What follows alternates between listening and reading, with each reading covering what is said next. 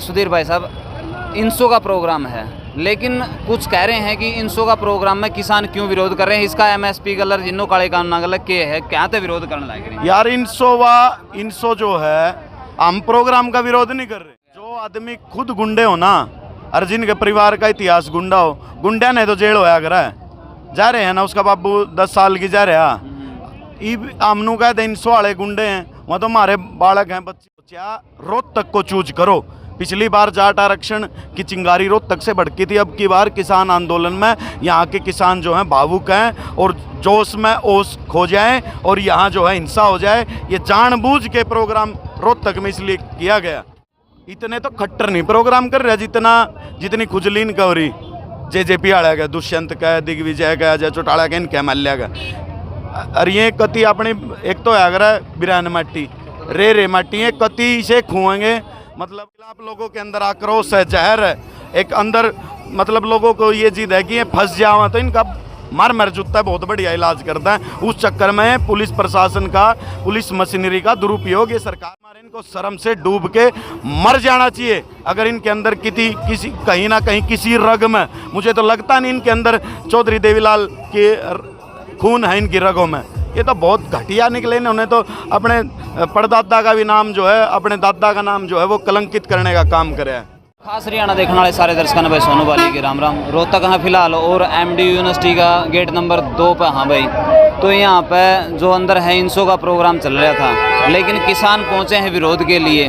आप चारों तरफ देख सको, किसान विरोध के लिए पहुंचे हैं। इनका मानना है कि भाई इस तरह का जो प्रोग्राम है वो नहीं होना चाहिए। अपने साथ में सुधीर जाखड़ भाई साहब हैं, उनसे बात कराएं, काफ़ी जानकारी रखे हैं और हम तो हमारा तो सीनियर हैं भाई। राम राम भाई। बिल्कुल, नमस्ते भाई साहब, ठीक हो? बढ़िया। आपके सारे दर्शकों को मेरी राम राम। राम राम भाई। सुधीर भाई साहब, इनसो का प्रोग्राम है, लेकिन कुछ कह रहे हैं कि इनसो का प्रोग्राम में किसान क्यों विरोध कर रहे हैं? इसका एमएसपी कलर जिन्नो काले कानून नागल के है, क्या तो विरोध करने लग रहे हैं यार? इनसो जो है, हम प्रोग्राम का विरोध नहीं कर रहे। वहाँ अपने गामा में कर लो, घर में प्रोग्राम कर लो।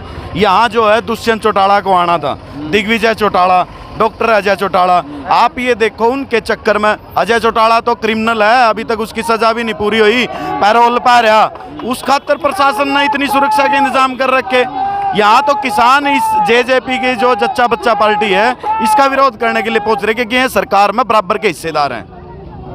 तो फिर ईब अंदर आपने 10 मिनट का अल्टीमेटम दिया था, उसके बाद में क्या कुछ रहे? अभी जो है 5 किसान गए हैं, वो पूरा ऑडिटोरियम देख के आएंगे, वहाँ चप्पे चप्पे को छान के आएंगे, कहीं छुपे ना हुए हों। दुष्यंत चौटाला, दिग्विजय या अजय चौटाला, उनको अगर छुपे होंगे तो वो फ़ोन कर देंगे। यहाँ से फिर बैरिकेड तोड़ने की लास्ट कार्रवाई होगी, और नहीं तो अगर वो चले गए होंगे तो फिर शांतिपूर्वक किसान भी अपने घर। एक बाइट थी दिग्विजय चौटाला की, जिसमें कहा गया था कि ये सारे गुंडे गांडे हैं जिनसे विरोध करे हैं, तो इस तरह की परिभाषा का प्रयोग किया गया। जो आदमी खुद गुंडे हो ना, और जिनके परिवार का इतिहास गुंडा हो, गुंडा ने तो जेल होया करा है, जा रहे हैं ना, उसका बाबू 10 साल की जा रहा।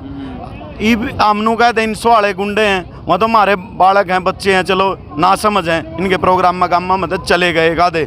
लेकिन गुंडा तत्व तो यही रहे हैं, और ये जानबूझ के इन्होंने क्या किया, इन्होंने हर एक ज़िले में प्रोग्राम करके देखे। इन्होंने सोचा रोहतक को चूज करो।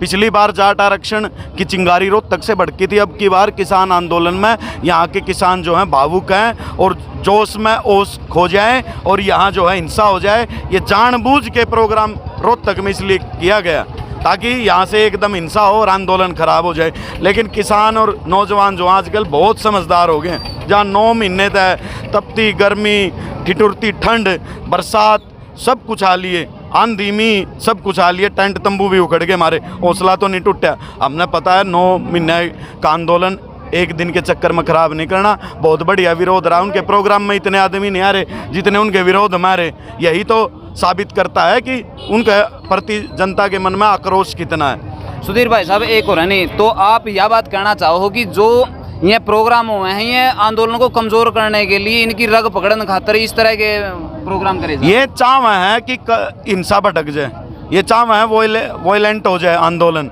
और फिर ठीक है, तो हमने बहाना पाया जाएगा भाई ये तो हिंसक हैं, हम तो पहले ही कह रहे थे।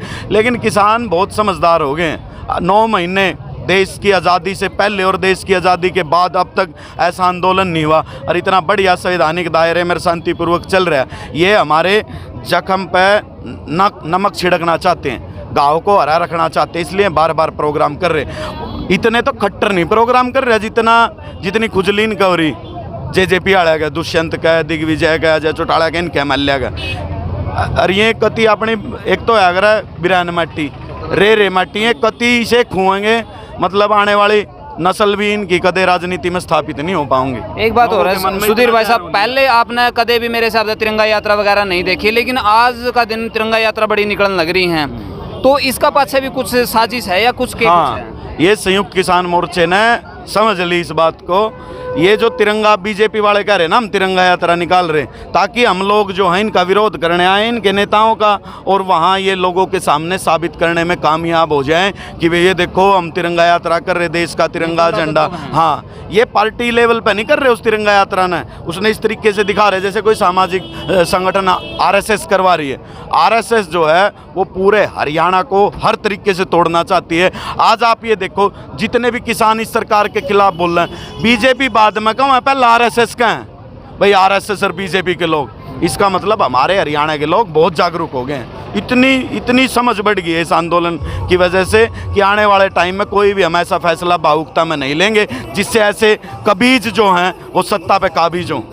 अगर अभी भी प्रोग्राम चल रहा होगा 10 मिनट की कार्रवाई के बाद में भी, तो अब किसान के फैसला लें? बगता सरपंच ट्रैक्टर पे बैठे, हमारे किसान यूनियन का प्रधान है, मिनट तक पहला सीधा ट्रैक्टर की जो है बैरिकेड का सीध होगी, और फिर तो तोड़ दे चल लेंगे। जो भी इतना भी हो गया, फिर बैरिकेड तोड़ेंगे।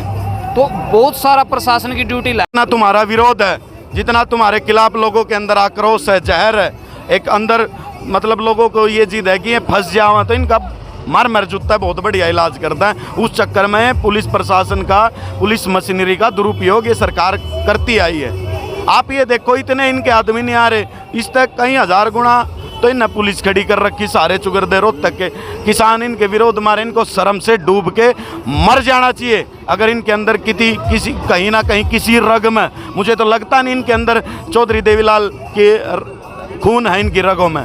ये तो बहुत घटिया निकले, इन्होंने तो अपने परदादा का भी नाम जो है, अपने दादा का नाम जो है वो कलंकित करने का काम करे है। मैं तो ये सोच रहा हूँ, ये आंदोलन भी चलो निमट जाएगा, उसके बाद ये जनता में किस मुँह है वोट मांगने जाओगे, इनका इलाज करेंगे, कति बढ़िया इलाज करेंगे।